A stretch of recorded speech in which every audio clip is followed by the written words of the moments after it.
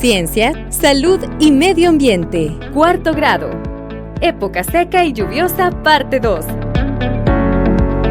Bienvenidos, estimados estudiantes, a una teleclase más. En esta clase vamos a continuar con el tema anterior. ¿Recuerdas cuál era el tema con el que empezábamos a hablar la semana pasada?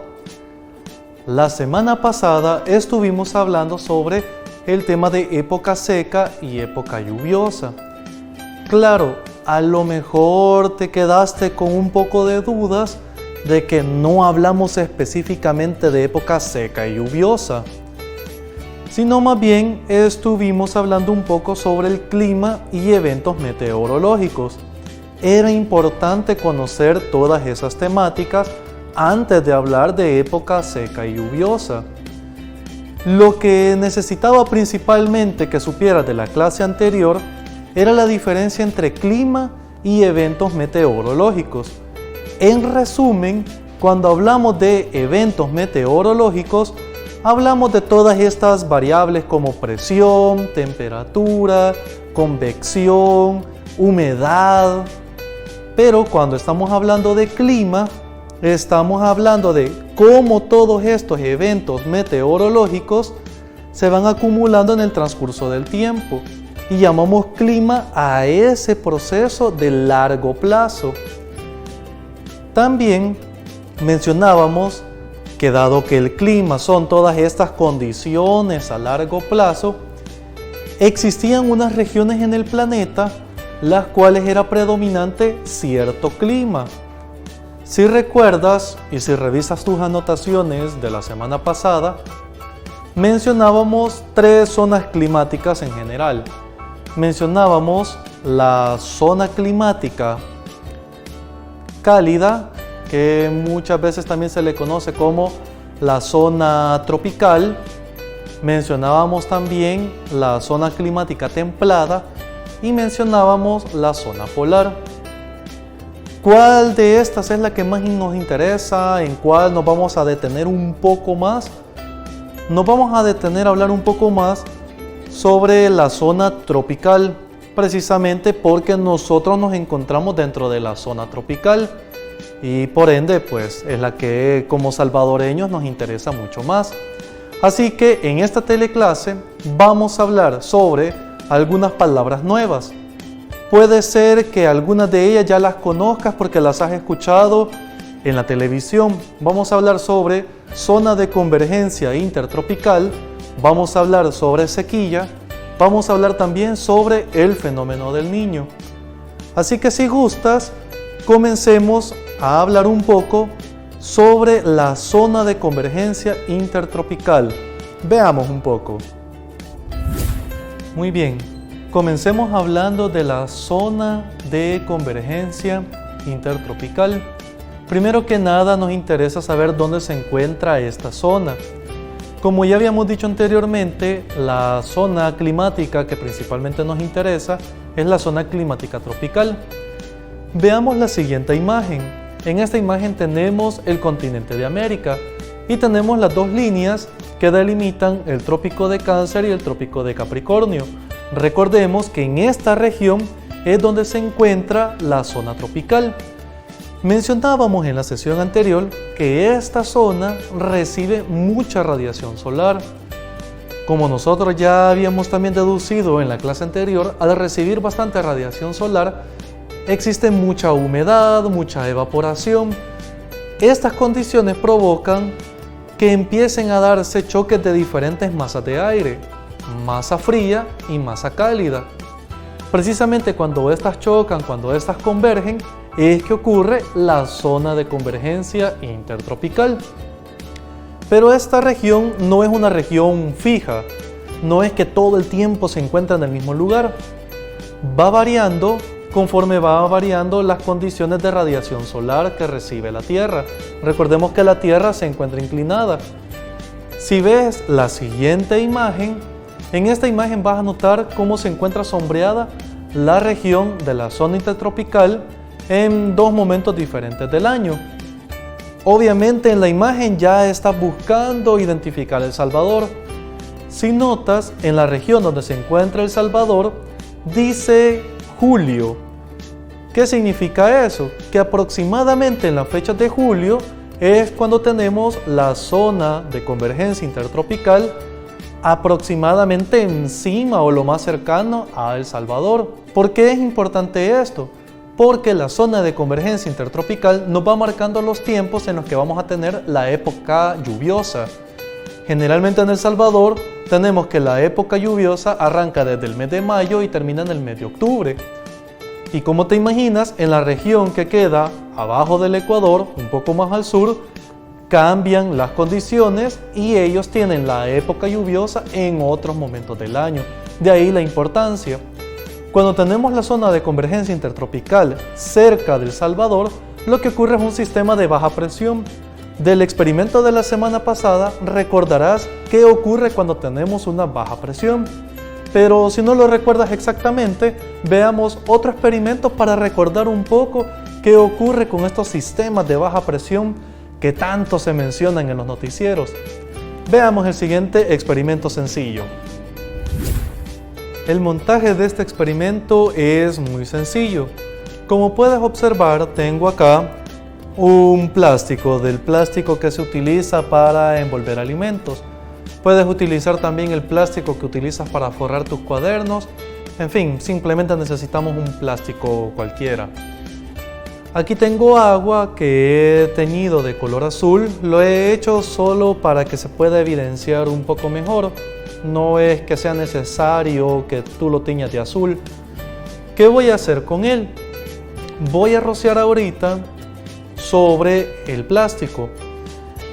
Obviamente al hacer eso, como puedes ir notando, van formándose diferentes cúmulos de gotas. Vamos a rociar así.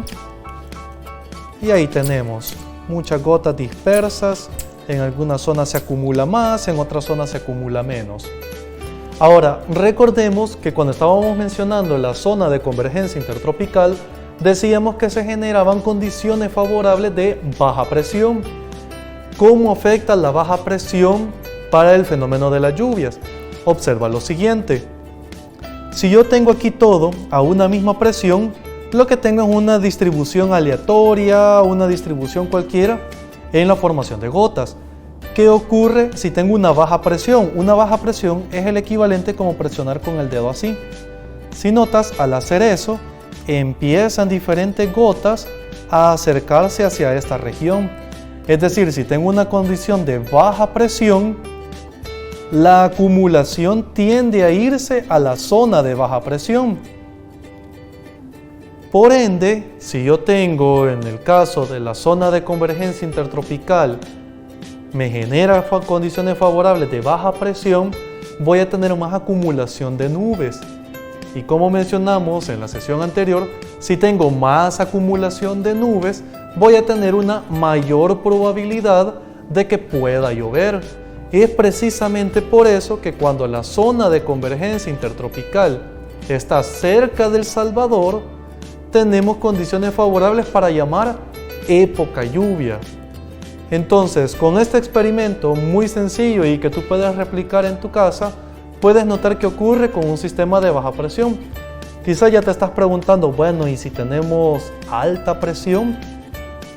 Si tenemos una alta presión es el equivalente que yo haga lo siguiente. Vengo acá y lo levanto. Al levantarlo notarás cómo las gotas empiezan a alejarse de este sistema de alta presión. Esos son los momentos en el año donde tenemos los cielos bastante claros, donde no tenemos condiciones de lluvia, es decir, que estamos en época seca. Pero para seguir hablando un poco más de esto, de la época seca y lluviosa, pasemos a hablar sobre las diferentes condiciones o los diferentes tipos de sequía que podemos tener. Veamos lo siguiente.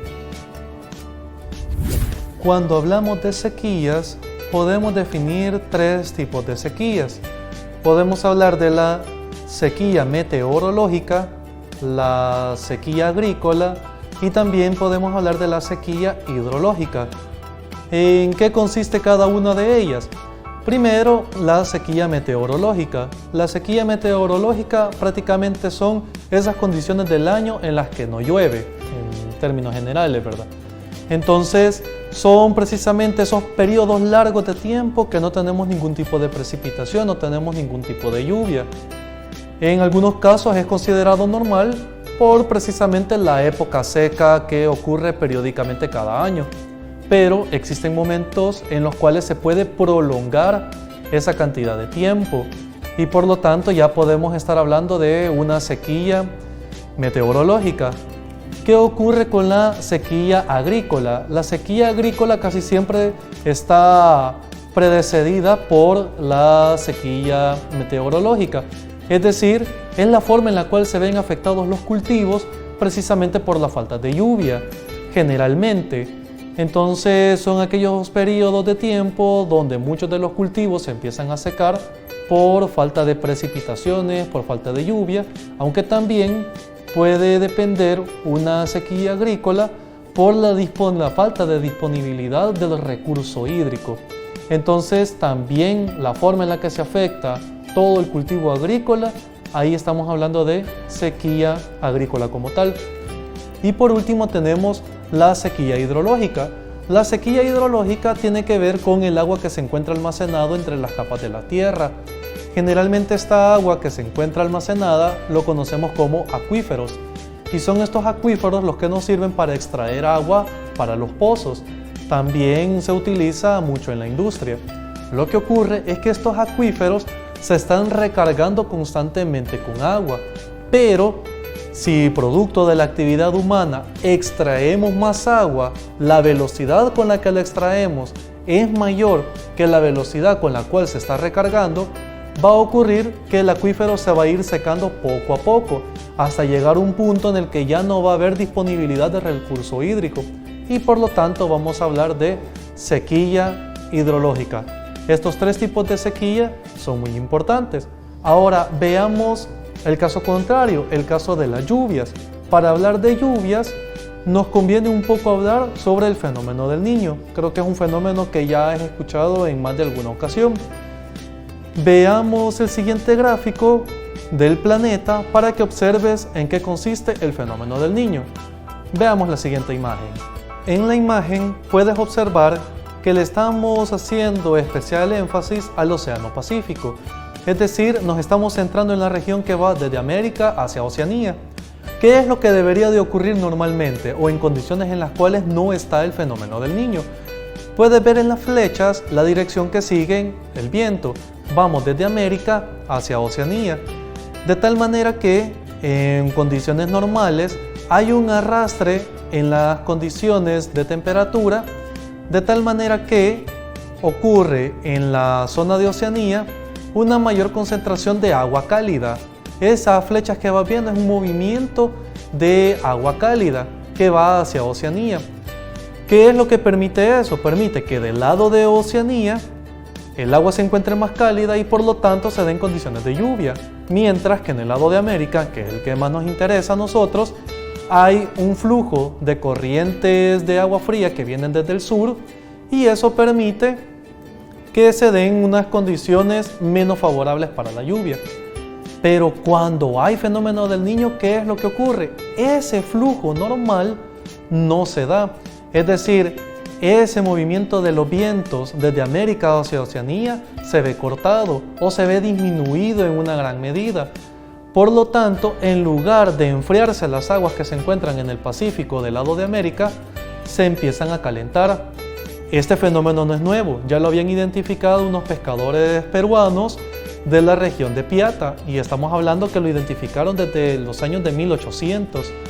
Cuando ocurría este fenómeno, ellos sabían que no tenían condiciones favorables para la pesca y casi siempre notaban de que se daba en periodos entre 3 y 5 años y ocurría en la fecha de diciembre por las condiciones de las creencias religiosas y que se daba en las fechas de diciembre. Ellos decían de que era el niño Dios el que les mandaba decir que se estuvieran en sus casas y de ahí por qué viene el nombre del fenómeno del Niño. ¿Qué ocurre cuando tenemos el fenómeno del Niño? Que aumentan las condiciones favorables de lluvia en la región este de América. Por lo tanto, se dan condiciones favorables de humedad, de lluvias, de tormentas. Y en el otro lado, en el lado de Oceanía, ocurre todo lo contrario. Tenemos épocas de sequía, un ambiente bastante seco. Entonces ahí podemos evidenciar cómo el fenómeno del Niño, dependiendo de la región geográfica donde se encuentre, o genera sequías o genera inundaciones. Lastimosamente, hemos llegado al final de este video. Espero que te haya gustado mucho la clase y como habrás notado, la dinámica de la época seca y la época lluviosa es una dinámica muy compleja. Sin embargo, hemos tratado de darte los aspectos más generales para que puedas comprenderlos. Te esperamos en este mismo espacio la próxima semana, aquí en Aprendamos en Casa. Nos vemos.